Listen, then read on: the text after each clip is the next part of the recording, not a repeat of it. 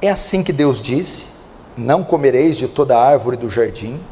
Respondeu a mulher: do fruto das árvores do jardim poderemos comer, mas do fruto da árvore que está no meio do jardim, disse Deus, dele não comereis, nem tocareis nele, para que não morrais. Então a serpente disse à mulher: é certo que não morrereis, porque Deus sabe, no dia em que dele comerdes, se vos abrirão os olhos, e como Deus sereis, conhecedores do bem e do mal. Vendo a mulher que a árvore é boa para se comer, agradável aos olhos, e árvore desejável para dar entendimento, tomou-lhe do fruto e comeu, e deu também ao marido, e ele comeu. Abriram-se então os olhos de ambos, e percebendo que estavam nus, coseram, costuraram, confeccionaram folhas de figueira, fizeram cintas para si. Verso 8. Quando ouviram a voz do Senhor Deus que andava no jardim pela viração do dia, esconderam-se da presença do Senhor Deus, o homem e a sua mulher, por entre as árvores do jardim. E chamou o Senhor Deus ao homem e lhe perguntou: onde estás? E ele respondeu: ouvi a tua voz no jardim, e porque estava nu tive medo e me escondi. Perguntou-lhe Deus: quem te fez saber que estavas nu? Comeste da árvore que te ordenei que não comeste? Então disse o homem: a mulher que me deste por esposa, ela me deu da árvore, e eu comi. Disse o Senhor Deus à mulher: que é isso que fizeste? Respondeu a mulher: a serpente me enganou e eu comi. Então o Senhor Deus disse à serpente: visto que isso fizeste, maldita é entre todos os animais domésticos e entre todos os animais selváticos. Rastejarás sobre o teu ventre e comerás pó todos os dias da tua vida. Por inimizade entre ti e entre a mulher, entre a tua descendência e o seu descendente. Este te ferirá a cabeça e tu lhe ferirás o calcanhar. E a mulher disse: multiplicarei sobremodo os sofrimentos da tua gravidez. Em meio a dores darás à luz a filhos. E o teu desejo será para o teu marido, e ele te governará. E a Adão disse: visto que atendeste à voz da tua mulher, comeste da árvore que eu te ordenara que não comeste, maldita é a terra por tua causa. Em fadigas obterá delas o sustento durante os dias da tua vida. Ela produzirá também cardos e abrolhos, e tu comerás a erva do campo. No suor do teu rosto comerás o teu pão, até que tornes a terra, pois dela foste formado, porque tu és pó, e ao pó tornarás. E deu o homem o nome a Eva, sua mulher, por ela ser a mãe de todos os seres humanos. 21. Fez o Senhor Deus vestimenta de peles para Adão e a sua mulher, e os vestiu. Deixa aberto aí no 3, não feche, vamos orar.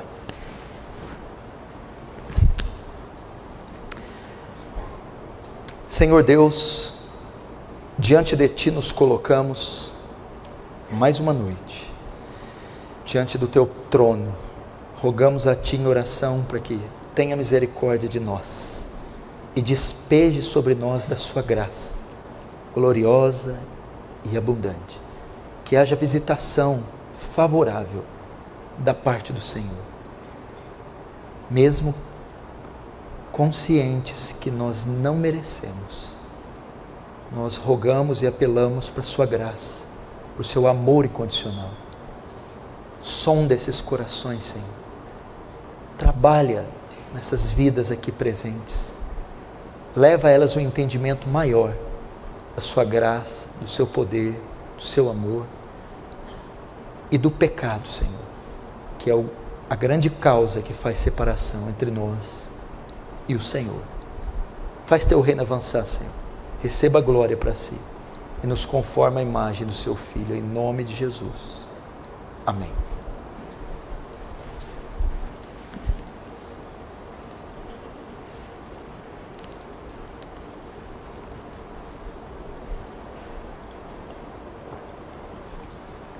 Irmãos, presta atenção. Hoje é o dia de ceia e nós geralmente não temos muito tempo. Vamos ver o que eu consigo fazer com esse extenso texto.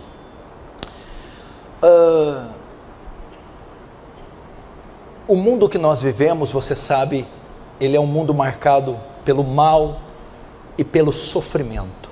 A história da humanidade registra isso. Se você olhar para a história de toda a civilização, de toda a humanidade, ela é marcada por tragédias, catástrofes, mortes, dor, sofrimento. Infelizmente, por mais que Hollywood, por mais que a TV, por mais que a indústria cinematográfica tente pintar um mundo encantado, isso não é verdadeiro. O mundo é marcado por dor, sofrimento, maldade. É a condição do mundo e da nossa sociedade. Eu tenho procurado me afastar dos meios de comunicação, jornais, telejornais, rádio e a comunicação pela internet, porque a cada dia o seu coração é tomado de súbito de notícias desastrosas, catastróficas. Isso mexe com você. E esse é o grande marketing, o carro-chefe da nossa mídia. É propagar a tragédia, o caos, a destruição, a desordem, a dor, a morte e o sofrimento. Mas eles nada mais estão retratando a realidade da humanidade. A humanidade vive debaixo desse jugo. Entretanto, nós precisamos saber onde tudo isso começou. Aonde entrou o mal? Por que o mal entrou? Será que sempre foi assim? Será que o mundo foi feito para ser essa calamidade? Para ser esse palco de desastre, de desordem, de dor e de sofrimento? Eu quero dizer para você que nem tudo foi assim. Nem tudo foi assim.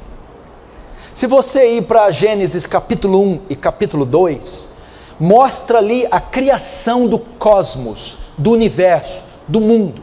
Deus no capítulo 1 e 2 cria o mundo com exímia perfeição.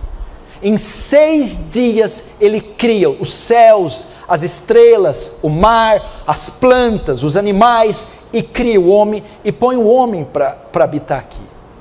E a Bíblia diz que eles viviam em perfeita harmonia, em paz. Era um mundo perfeito, não havia dor, não havia sofrimento, não havia morte, não havia tragédias. Nem sempre esse mundo foi como você vê. A paz já reinou nesse mundo. A ordem, a alegria, a felicidade, a perfeição já andou, já circulou por esse mundo. Então, em um fatídico dia, acontece a desordem. No capítulo 3, o capítulo 3 narra o quê? A queda do homem, a tentação que ele é submetido ao pecado, e ele cede e ele cai, e ao cair ocorre um cataclisma na criação. Todo o cosmos, toda a criação é afetada. Então nós chegamos na sociedade que somos, efeitos dessa queda, há séculos, há milênios atrás, em razão do pecado ter entrado na criação, trouxe dor, sofrimento, desordem, trouxe o caos. E nós vamos trabalhar isso essa noite. Esse é o tema da minha mensagem: a tentação e os efeitos da queda. A tentação e os efeitos da queda. Nós vamos aprender sobre isso. Como o homem é tentado, como Satanás usa as artimanhas, os estratagemas para seduzirem o homem e levá-lo à queda, levá-lo a pecar contra Deus. Vamos aprender como ele trabalha, a sua mente, suas estratégias, como ele seduz e como o homem cai. E caindo, vamos ver os efeitos disso, as consequências devastadoras do pecado. Vamos ver como tudo se dá. Vamos ver como tudo se dá. Em Gênesis capítulo 2, verso 16, está escrito assim: e o Senhor Deus lhe deu esta ordem: de toda árvore do jardim comerás livremente. 17. Mas da árvore do conhecimento do bem e do mal não comerás, porque no dia em que comer dela, certamente morrerás. A história se desenrola assim, o processo da criação, o processo da tentação e da queda se desenvolve assim. Quando Deus termina a sua criação e a faz com perfeição singular, bota o homem para lavrar, para cuidar do jardim, para cuidar da criação. Coloca o homem ali como o seu representante. E ele submete o homem a uma prova. Ele dá uma ordem, ele sanciona uma lei, uma única lei regia aquele ambiente. Ele diz: de tudo do jardim, de toda a árvore, de toda a criação, toque, aproveite, coma, faça usufruto. Entretanto, há uma regra, há uma lei, há um limite. Daquela árvore que se encontra naquele local, naqueles limites, ali não atravesse. Não infrinja a lei, não toque naquela árvore. Essa era a única condição para Adão viver em harmonia naquele local. Ok? Tudo se desenvolve assim. Só que o que acontece? O homem, ele desobedece. O homem infringe a lei, a única regra que estava ali. Ele passa dos limites permitidos, vai até onde está essa árvore, toca, come do seu fruto. Então ele cai em pecado, e o caos, a desgraça se instala e se inicia a queda. Vamos aprender também como se deu a queda. Como se deu a queda? Antes do homem cair, antes dele cair em pecado, ele foi seduzido à queda. Ele foi primeiro tentado a cair. Ele não caiu no susto, ele não caiu por acaso, ele não caiu porque não tinha consciência. Foi orquestrado um plano, um projeto. Ele foi envolvido em um jogo de sedução. Ele foi tentado e depois, após ser tentado, não conseguiu suportar, cedeu e caiu. Agora, foi tentado por quem? Pelo quê? Quem seduziu o homem? Quem armou uma armadilha para ele? A Bíblia diz que no capítulo 3, a primeira figura que aparece é a serpente. Verso 1 diz assim: mas a serpente, mais sagaz que todos os animais selváticos. O capítulo 3 é destinado, ele tem os seus personagens e o seu tema central. O personagem principal do capítulo 3 é a serpente. Quem seduziu Adão e Eva, quem tentou eles, foi a serpente. O apóstolo João identifica essa serpente como Satanás. Não há referência que ela é o diabo em Gênesis. Nós só fomos saber que essa serpente era o diabo quando João escreve Apocalipse e vai dizer: e o diabo, o sedutor de vós, a antiga serpente. Ele estava fazendo uma referência a Gênesis 3. Então quem tentou o homem no Éden foi Satanás. Satanás fez uso do corpo de uma serpente, fez uso do corpo de uma cobra para enganar, para seduzir, para tentar Adão e Eva. A figura central do capítulo 3 é o tentador, é o sedutor, é Satanás que se incorpora numa serpente e tenta e seduz o homem. Agora nós vamos ver o início da tentação, como a serpente elabora, como ela inicia o seu ataque, a sua primeira ofensiva, na tentativa de derrubar o homem, de levá-lo ao pecado. Como ele começa a sedução e a tentação. O capítulo 3, o verso 1, a serpente vai iniciar a tentação. Mas a serpente, mais sagaz que todos os animais selváticos que o Senhor Deus tinha feito, disse à mulher, até aí, disse à mulher.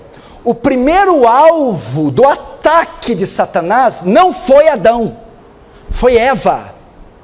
O primeiro alvo do ataque da serpente não foi o homem, foi a mulher. Note, Satanás está pensando, ele é uma figura inteligente, estratégica, e ele calculou o seu ataque para que fosse desferido sobre a mulher e não sobre o homem. Por quê? Ele sabia que o ataque dele tinha que ser perfeito, talvez ele teria só essa chance, e no seu desejo de se vingar de Deus, que o baniu dos céus, que o transformou em um demônio, em um anjo caído, ele sabia que ele não podia falar, o seu ataque tinha que ser precisamente calculado, e o golpe tinha que ser perfeito e fatal, e para isso ele calculou que o golpe tinha que ter sido na mulher. Agora, por que ele atacou a mulher e não o homem?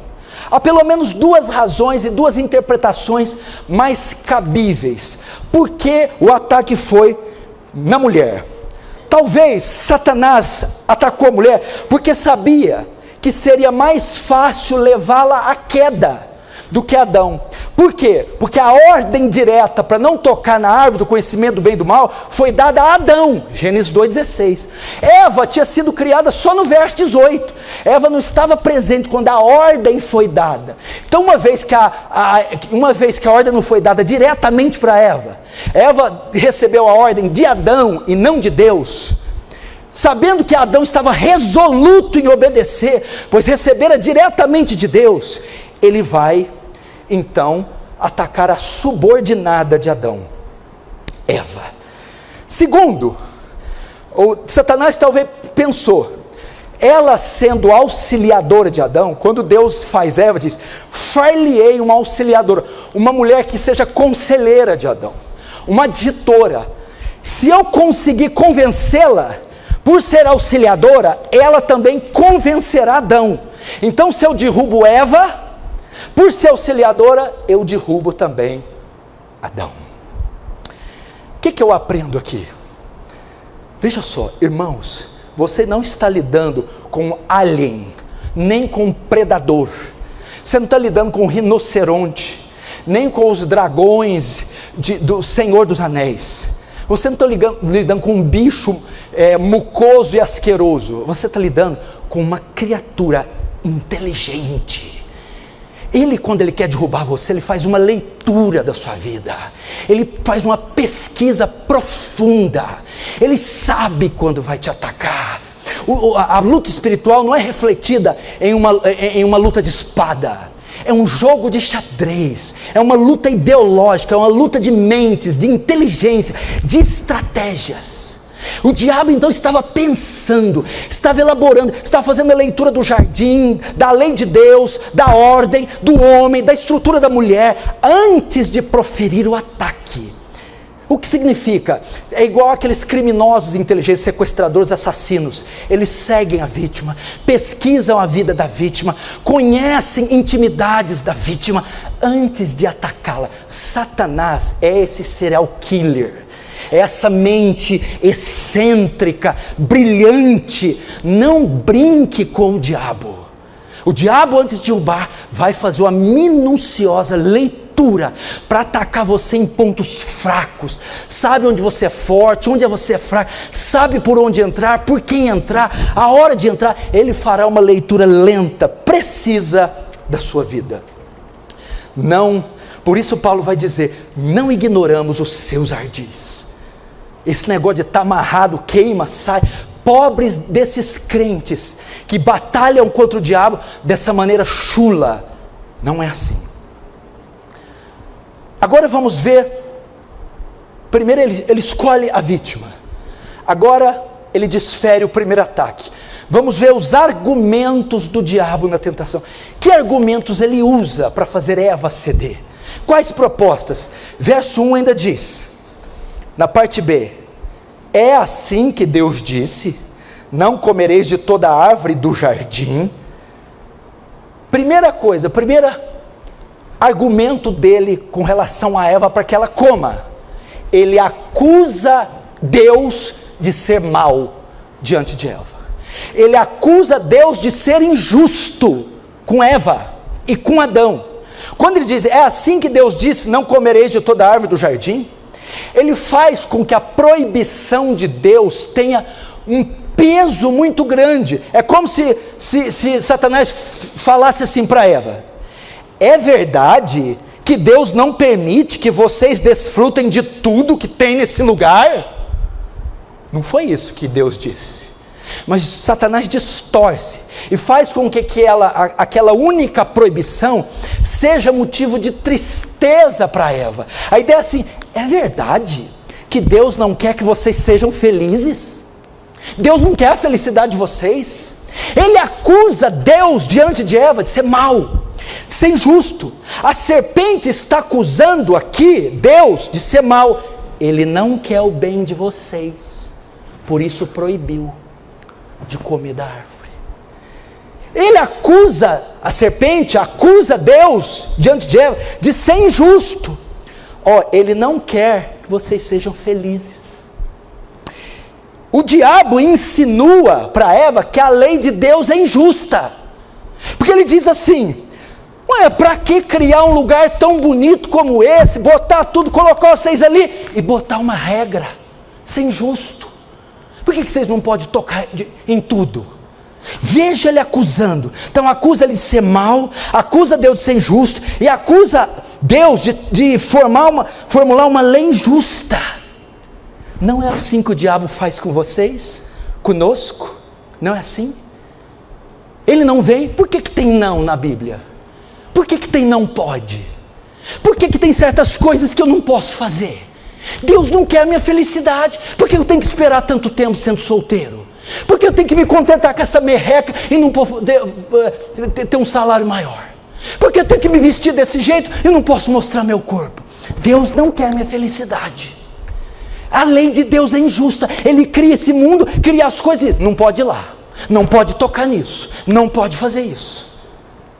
Esse é o primeiro argumento de Satanás. Ele coloca Deus, ele é mau, porque ele faz você fazer coisas que você não gosta. Deus é mau, porque ele não te deixa gozar dos prazeres que ele mesmo fez. Deus é injusto, porque ele permite a queda e depois condena você. Aqui o diabo. Por que tem que ter leis? Por que tem que ter regras? Foi isso que ele estava dizendo. É verdade, Eva, eu vi dizer, é verdade que Deus não permite que vocês desfrutem de tudo que há de bom nesse lugar? É verdade que Ele não quer que vocês sejam felizes? Deus faz isso no campo da nossa mente. Agora a mulher contra-argumenta. O diabo argumenta e a mulher contra-argumenta. Ela diz que a desobediência levará a uma consequência. Se não, vejamos o verso 2. Respondeu a mulher: do fruto das árvores do jardim podemos comer, mas do fruto da árvore que está no meio do jardim, disse Deus, dele não comereis, nem tocareis nele, para que não morrais. A mulher contra-argumenta. Ela responde então à serpente. O que ela responde? A mulher diz que a desobediência levará a uma consequência. Olha, serpente, se nós tocarmos nesta árvore, nós morreremos. Nós não podemos tocar, porque se tocarmos, haverá uma consequência. Não é isso? Porque veja só, irmão, olha que coisa profunda. Quando somos tentados a pecar, o que vem à mente, à nossa mente, quando somos tentados a pecar? A consequência daquele pecado. Então a consequência é um excelente bloqueio que nos impede de pecar. Quando somos tentados a pecar, vem à mente: se eu fizer isso, vai haver consequências. E aquilo ajuda eu suprimir o desejo, ajuda eu vencer o pecado. Não é isso? Então a mulher diz: não, eu não vou tocar, ainda que eu esteja sendo tentada, eu não vou, porque é uma consequência, a consequência me priva de tocar. Agora o diabo dá a sua tréplica, e ele responde à mulher com uma mentira. Ele diz aqui, verso 4: então a serpente disse à mulher: é certo que não morrereis. Sabe o que é o contra-argumento que o diabo usa? A réplica. pode tocar, porque não haverá consequência nenhuma. O diabo nos tenta no sentido de dizer que pecar não gerará consequência. A consequência não é um dos bloqueios que nos impede de pecar?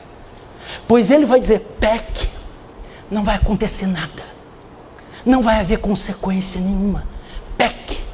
Ele vai dizer isso para nós. Satanás sempre nos seduz a pensar que não haverá consequência para o nosso pecado. Não foi isso que Davi fez? Acordou tarde, em vez de sair para a guerra, andou no terraço, viu uma mulher pelada nadando. Quem é? Batseba. Filha de quem? Eliã, neta de Aitofel. Trazei-a. Deitou com ela.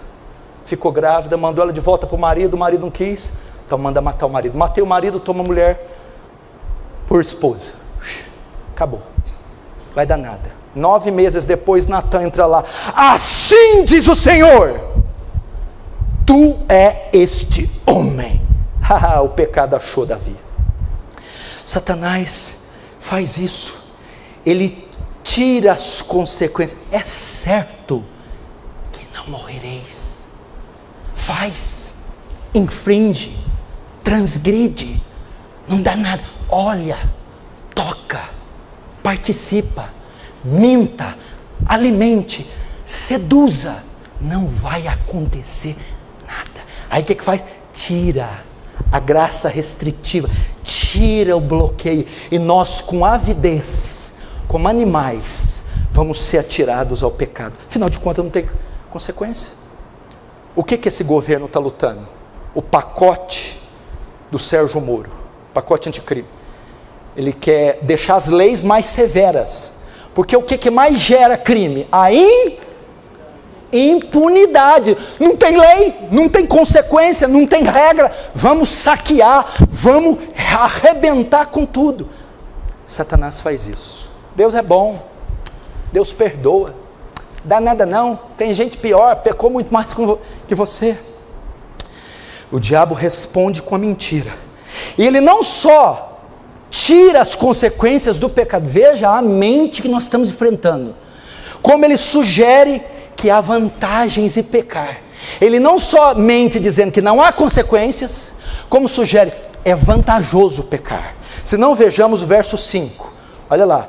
Porque Deus sabe que no dia em que dele comerdes, se vos abrirão os olhos, e como Deus sereis conhecedores do bem e do mal. Ele argumenta dizendo, vocês não só não morrerão, muito pelo contrário, o pecado trará grandes vantagens. Vocês vão ser como Deus, conhecedor do bem e do mal. O diabo diz para você, tem vantagens em mentir, minta, você vai ver quanto lucro você vai ter. Pega essa moça que não é sua esposa, foge com ela, é muito vantajoso. Larga essa jararaca que vive com você, foge com a jovenzinha. Faz isso. Olha, essa mulher debilitada não te traz satisfação sexual, procure uma forma de aliviar a sua tensão. É vantajoso, você vai ficar desse jeito. Ele mostra as vantagens de pecar, fraude, adultério, roube, vai trabalhar igual um doido, vai demorar muito para ganhar dinheiro. Tem uma via mais fácil, tem um meio mais fácil de ser feliz, de ter prazer, de ter riqueza. Satanás faz isso. Não é por isso que o mundo está assim? As pessoas querem tirar vantagem da maldade, da mentira. Não é assim que ele assedia você. Vai, vem, é vantajoso, é prazeroso, é gostoso, não é ruim não, não vai ter consequência não. Aí o que acontece? Eles cederam, eles vão ceder, vai ocorrer a queda. Verso 6, diz, vendo a mulher que a árvore era boa para se comer, agradava aos olhos, e a árvore desejar para dar entendimento, tomou do teu fruto e comeu, e deu também ao marido. Vendo a mulher que a árvore é boa. Espera aí, antes dela tocar, olha onde começa a queda. A queda não se dá quando eu pego. Aqui está o pecado. Peguei. É a hora que eu caio. Não, a queda se dá aqui, ó. Pego, não pego. Pego, não pego. Pego. Decidi pegar. Já caiu. Só falta agora executar. Entendeu? A queda se dá aqui, ó. Aqui. Pego, não pego, pego. Pego. Caí. Agora só falta tocar. A queda se dá quando eu decido. Sabe o que a Eva fez? Chegou lá. É verdade que Deus disse para vocês não serem felizes, não comer nada. Eva, não, imagina. Deus disse, é só daquela árvore que não pode, senão vai morrer. Não vai morrer não. Não vai ter consequência. Pelo contrário, é vantajoso. Sabe o que Eva fez? Você tem razão. Você tem razão. Ele olha para aquela mulher dele. Você tem razão, diabo. Até quando eu vou ficar com isso?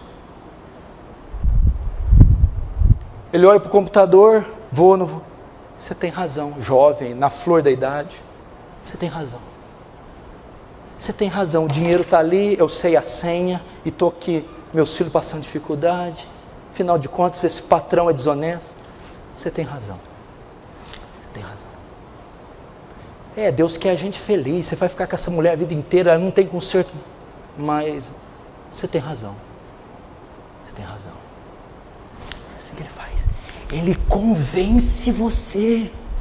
O bicho é desgraçado, ele convence. Ele faz o doce ser amargo, o amargo ser doce. Ele convence que o certo é errado. Ele é maligno, ele é astuto. Ele enganou os anjos no céu, criaturas perfeitas. Nós não estamos brincando com bobo. É o mestre da sedução. Ele consegue convencer você que roubar é certo, matar é certo, adulterar é certo, mentir é certo. Ele consegue. Ele é maligno. É que aconteceu a mulher vendo a mulher que a árvore era boa, concupiscência da carne, agradável aos olhos, concupiscência dos olhos, e boa para dar entendimento, soberba da vida. O diabo tentou naquilo que atraiu os olhos, quando ela olhou, tentou ela naquilo que atraía a carne, aquilo que eu sou inclinado, e tentou ela a ser mais do que podia, soberba da vida, possibilidade de ser igual, superior a Deus.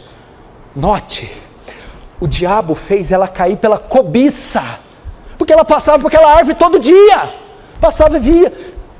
Você passa por mulheres todo dia, passa por dinheiro para tua mão todo dia, por situações todo dia, mas o diabo fez ela olhar para a árvore com outros olhos.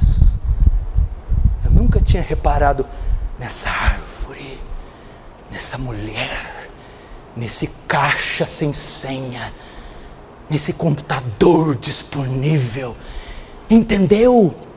Ele fez ela cair pela cobiça. Ela via essa árvore todo dia, era comum transitar ali, mas ele fez ela olhar para ela com olhos maliciosos, malignos. O diabo faz isso. O nosso dia a dia nós estamos repletos de situações que são comuns, mas o diabo faz olharmos aquelas situações com malícia, com cobiça, com desejo. E o que acontece? O bote foi infalível. A Bíblia diz que ela comeu e deu ao marido. Os dois caíram. Note uma coisa, o alvo era Adão, não era Eva.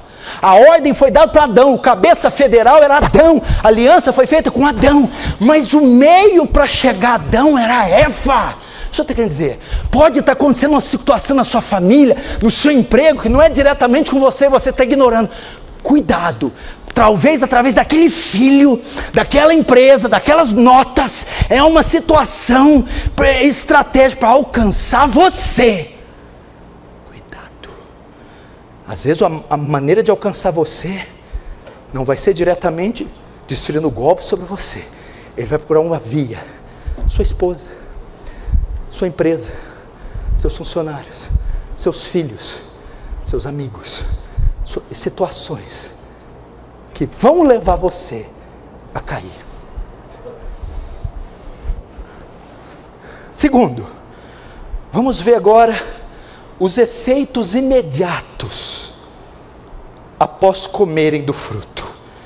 Vamos ver o verso 7 e 8, os efeitos. Abriram-se então os olhos de ambos, e percebendo que estavam nus, coseram folhas de figueira e fizeram cintas para si.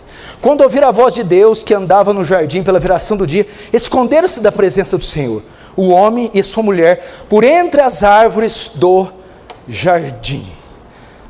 Primeiros efeitos imediatos da queda: vergonha e culpa. Vergonha e culpa. Primeiro, vergonha. Notem, antes da queda, o homem e a mulher andavam nus, sem roupa. E o que reinava entre eles era a inocência. Eles ficavam nus e não sentiam vergonha, porque estavam com a sua consciência, a sua inocência preservada. Quando eles comem da árvore do bem e do mal, a mente deles se corrompem, e eles sentem vergonha, e vão se cobrir. Segundo, depois que Deus vai chegar no jardim, a Bíblia diz que eles se cobrem e se escondem. Deus chega no jardim com a sua santidade, Deus santo, e tudo que é contrário à santidade de Deus é afetado, o homem se esconde. Por quê? Culpa. Agora ele está sentindo culpa pelo que ele fez. A inocência foi tirada e deu lugar à vergonha. Ele está com vergonha de estar nu. E agora ele sente culpa e se esconde. A inocência foi substituída por vergonha e culpa. A natureza de Adão e Eva se corrompe, se degrada, eles se pervertem. A parte moral, se não bastasse o pecado ter afetado todo o cosmos e causado um cataclisma na criação, a pior consequência é a parte moral do homem. O homem se deprava, se corrompe, o homem se torna agora uma criatura abominável. Inocência foi trocada por vergonha e culpa.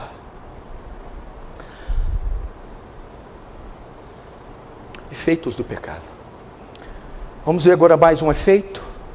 Agora começa o julgamento de Adão e Eva. Começa o julgamento da serpente, dos protagonistas. Agora chegou a hora da prestação de contas. Vamos ver o verso 8 e 9. Quando ouviram a voz do Senhor que andava no jardim pela viração do dia, esconderam-se da presença do Senhor Deus, o homem e a sua mulher, por entre as árvores do jardim. Verso 9. E chamou o Senhor Deus ao homem e perguntou: onde está? Outras traduções: Adão, onde está? Imediatamente após a queda, o justo juiz comparece no jardim e começa a gritar: Adão, Adão, onde está? Deus vem até eles já estão sujos, caídos, corrompidos. Adão, eu quero contas. Adão, o que está acontecendo? Irmãos, um dia o justo juiz virá até nós e ele vai querer contas. Vamos estar diante dele, diante do trono do julgamento do Senhor Jesus. E ele virá diante de nós e dirá: onde estás? O que estás fazendo? O que fizestes em vida? Cada um dará conta de si mesmo diante do julgamento, do tribunal de Cristo. Leonard Ravenhill falou uma coisa bem interessante, porque muita gente não prega sobre o trono do julgamento, o trono branco. Você sabia que todo mundo, antes de ir para o céu e para o inferno, vai ter que passar por um julgamento? Sabe aquele negócio que você quer fugir? Aquela intimação para o fórum, para a segunda vara, para ir diante do juiz, você muda de endereço, você foge. Coisa mais ruim é estar numa audiência. Aqui todos vão comparecer ante o tribunal de Cristo, tanto os salvos quanto os condenados. Vai haver a prestação de contas. Adão, onde estás? Onde estás, Adão? Agora, só que aqui, veja só, o juízo de Deus já vem aqui misturado com misericórdia. Quando Deus fala assim, Adão, onde estás? Mas que pergunta estranha. Deus não é onipresente? Não é onisciente? Por que ele pergunta, Adão, onde estás? É claro que Deus sabe onde Adão estás. Deus aqui quer conscientizar Adão do seu erro. Deus está dando uma chance para Adão confessar o seu pecado. Ele esperava que Adão se arrependesse. Estou aqui, Adão, você quer se explicar? Você quer falar que caiu? Deus, mesmo em meio à escuridão, causa queda, mostra misericórdia. Adão, você quer se explicar? Adão, se conscientiza do seu erro, se arrependa. Até lá, Deus mostra misericórdia. Eu vou correr aqui, porque o tempo não para. Só que em vez de Adão se prostrar aos pés dele e confessar, Adão vai mostrar agora mais consequências da queda, mais consequências da corrupção moral de Adão. Verso 11, vamos lá. Perguntou-lhe Deus: quem te fez saber que estava nu? Comeste da árvore que te ordenei que não comestes? Então disse o homem: a mulher que me deste por esposa, ela me deu da árvore e eu comi. Até aí. Veja só mais uma das consequências da corrupção moral. Deus dá essa oportunidade e diz: o que aconteceu, Adão? Primeira coisa que Adão disse, ele não assumiu a culpa.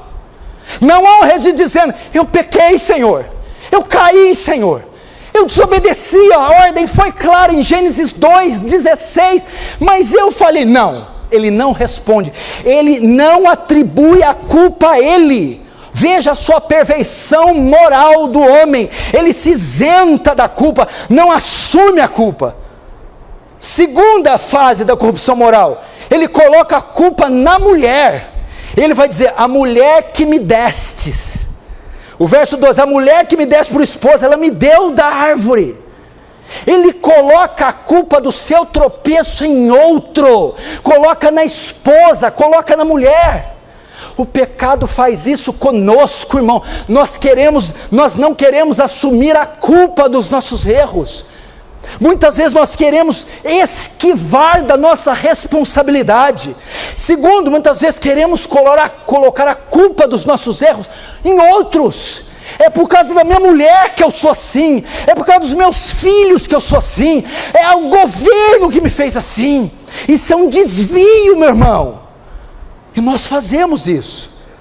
Terceiro, acredite se quiser, colocou a culpa em Deus. Quando diz: a mulher que o Senhor me deu, o Senhor que me deu, Senhor, os planos do Senhor, o jeito que o Senhor pensou, que o Senhor escreveu, não deu certo não, tá? Foi o Senhor.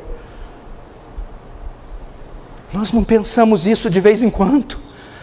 Deus, o Senhor é injusto, poderia ser melhor, porque o Senhor permitiu assim, agora o Senhor vem me cobrar, mas olha o estilo de vida, olha o que o Senhor permitiu acontecer na minha vida.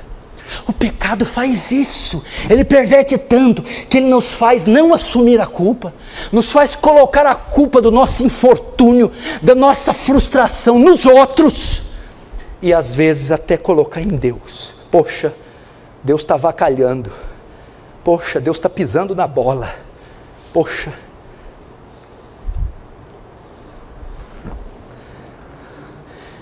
E quarto, a mulher coloca a culpa na serpente, a culpa no diabo. Quando Deus vai até a mulher, a serpente me enganou e eu comi do fruto. Nós colocamos a culpa no diabo. Fomos visitar um casal aí, o cara de outra igreja, o cara tinha traído a mulher, safada e sem vergonhamente. Fomos falar com a mulher, sabe como a mulher falou? Ele não vigiou, a pombagira entrou e ele pecou. Ai, eu contei até atrás, ai, eu comecei na mente falar: sola escritura, sola gratia, sola fide, sola deu glória, meu Deus, eu falei: tiririca gospel, não é possível. exegegue. Meu Deus do céu. Eu falei, minha irmã, eu segurei, irmã, não deixa a coitada da pomba gira quietinha, minha irmã, é o sem vergonha do teu marido. Sei de onde que tira esse nome, pomba gira, sabe o que é isso? Colocamos a culpa no diabo. A ideia aqui é assim, irmão, ou Deus é injusto, ou o diabo é o causador do mal. É assim que nós nos formamos. Ou Deus é injusto, ou o diabo está causando. Eu quero te dizer, nem uma coisa nem outra. Nem é Deus que é injusto, e nem é o diabo responsável por todo o mal. Agora Deus vai pronunciar um castigo. Hebreus diz assim, toda transgressão recebeu o justo castigo. A justiça de Deus demanda que Ele puna o pecador. As demandas da justiça de Deus têm que ser satisfeitas. E Ele tem que despejar a sua ira em execução à sua justiça. Ele vai pronunciar um castigo. A justiça vai ter que ser aplicada pela transgressão. O verso 14, não, melhor, para cá. Ele vai aplicar 4 maldições. Primeiro, a maldição sobre o animal, a serpente. Segundo, a maldição sobre o diabo, que estava dentro da serpente.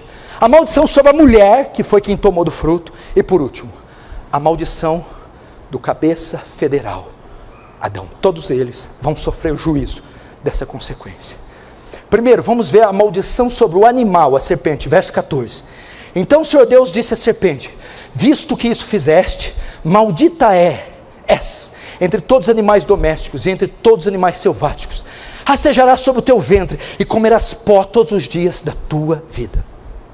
Há muita especulação aqui para saber se a cobra antes da queda era um animal que tinha patas, se andava. Alguns entendem que sim, outros que não. Mas a verdade é que a parte da criação recebe a maldição.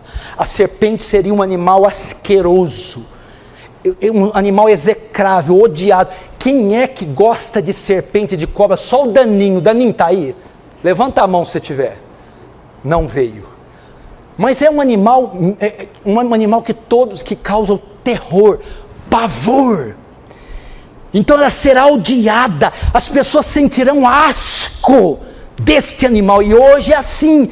As pessoas sentem asco, medo, terror da serpente. E ela começaria a picar o seu animal peçonhento. Veja, a criação entra em colapso e ela se volta contra o homem. O homem vivia em harmonia com a criação, com os animais. Agora não, os leões devoram, as aves de rapina devoram. O homem é uma das presas das feras selvagens. A criação se volta contra o homem e ocorre um colapso. Segundo, a maldição sobre o diabo, verso 15. Porém, inimizade entre ti e a mulher, entre a tua descendência e o teu descendente. Este te ferirá a cabeça e tu lhe ferirá o calcanhar. A segunda sentença não é para a cobra, é para o que está dentro da cobra. Deus está dizendo, você pagará pelo que você fez.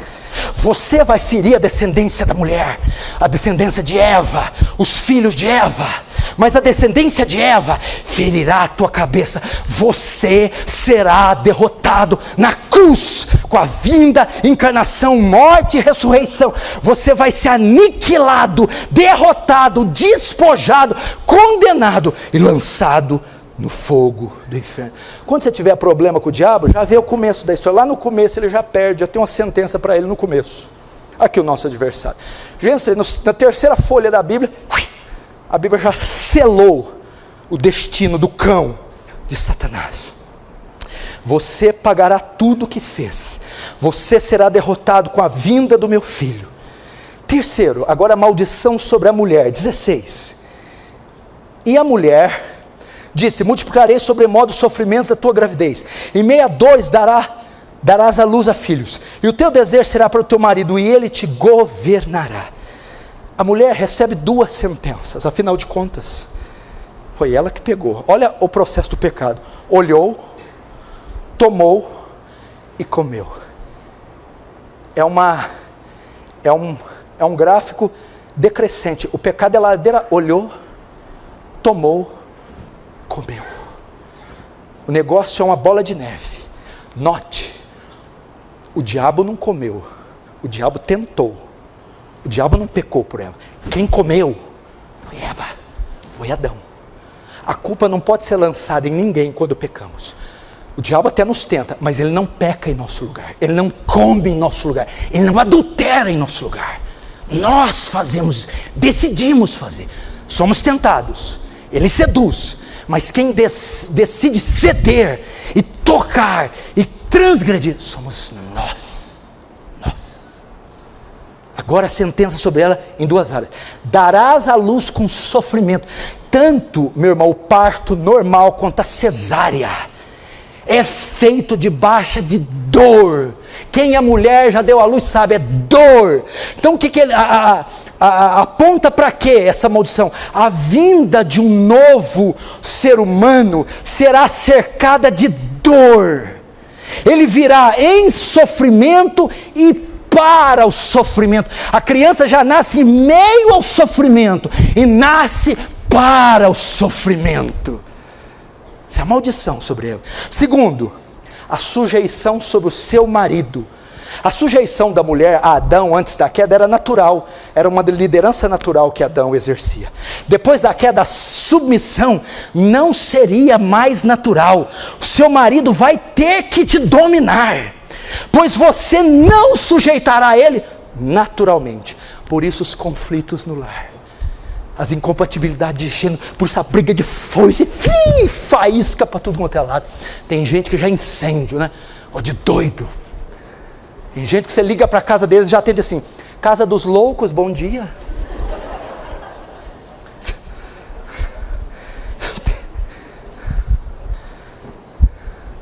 Essa maldição sobre a mulher. Tá vendo, filha?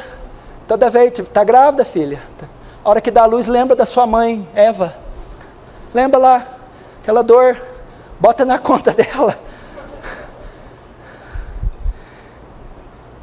Agora 4 e último, a maldição sobre o homem. Vamos ver o verso de número 17. E Adão disse: visto que atendeste à voz da tua mulher, comeste da árvore que eu te ordenara não comeste, maldita é a terra por tua causa, em fadigas obterás dela o sustento durante os dias da tua vida. Ela produzirá também cardos e abrolhos, e tu comerás a erva do campo. No suor do rosto comerás o teu pão, até que tornes a terra, até lá. Primeiro, o homem recebe 3 maldições. 3, por ser o responsável. Primeiro, quando Eva peca, a consequência é só sobre ela: com dores darás luz. Quando o homem peca, a terra, a criação é toda amaldiçoada. A Bíblia diz aqui, ó: maldita é a terra, o cosmos, o universo, por tua causa. A terra foi amaldiçoada, daí então começou catástrofes, pragas, pestes, distúrbios. O cosmos se faria hostil ao homem. Paulo vai lá dizer em Romanos 8, por isso a criação geme e está com dores de parto, porque foi sujeita à escravidão. A terra ia passar por distúrbios, catástrofes, cataclismas, problemas globais, iam afetar toda a criação. E hoje você vê tudo isso, consequência da queda. Segundo, a consequência dele foi no trabalho. O trabalho não seria mais um prazer. O homem lavrava a terra, cuidava do jardim, era prazeroso. A Bíblia diz: em fadigas obterá o seu sustento. O trabalho será um tédio, será fadigante, exaustivo. Do suor do rosto comerás. Vai ter peso, cansaço, estresse.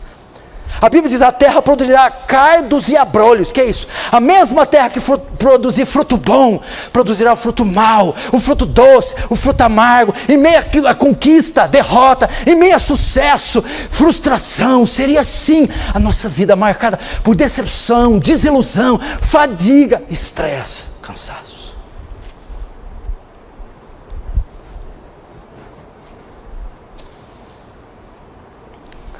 Terceira consequência, a morte, a pior delas. Verso 19. Do suor do teu rosto comerás o teu pão até que tornes a terra, pois dela foste formado, porque tu és pó, e ao pó tornarás. O que és pó e ao pó tornarás? A pior consequência de todas. Adão, por causa do que você fez, você vai morrer. A morte vai entrar em você, e por você vai entrar em todos os homens. Você vai voltar ao pó, Adão. Você vai morrer física e espiritualmente. Romanos 15, 5, 12 diz: por um só homem entrou a morte, e por ele todos os homens morreram a morte. Até então o homem não morria. O corpo do homem não conhecia amortecimento. Você está entendendo um pouquinho? O pastor Danilo está ensinando parte disso de manhã. Doutrina da queda, da depravação, da ruína, do caos. Deixa eu perguntar um negócio aqui para você. Que tragédia, né? Consequência gravíssima. Quantos pecados foram mesmo? 10? 1000? 100 pecados? Causou essa confusão, esse cataclismo. Quantos pecados? Um pecado. Aqui já aponta para o caráter de Deus. Deus é tão santo, tão puro, tão perfeito, tão imenso, tão glorioso, tão grandioso. Um só pecado, um só, foi responsável por tudo isso. Tamanha expressão da santidade, da glória, da perfeição, da sublimidade de Deus. Tamanha. Você vê o que é o pecado. O diabo, talvez você não sabe, Dilma, o diabo sabe o que é o pecado. Por isso que ele não dorme, não descansa, trabalha igual um louco para fazer você pecar. Porque ele sabe que Deus não vai negociar com o pecado.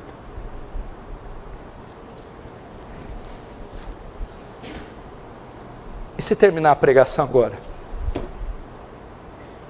Fechar o livro. Fica feio para nós, hein?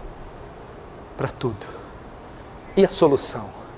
Como é que Deus sai dessa? E agora? Vamos ver a solução para toda essa tragédia. Vamos ver. Verso de número 21. Fez o Senhor Deus vestimenta de peles para Adão e sua mulher, e os vestiu. Até aí. Presta atenção, qual foi a solução de Deus?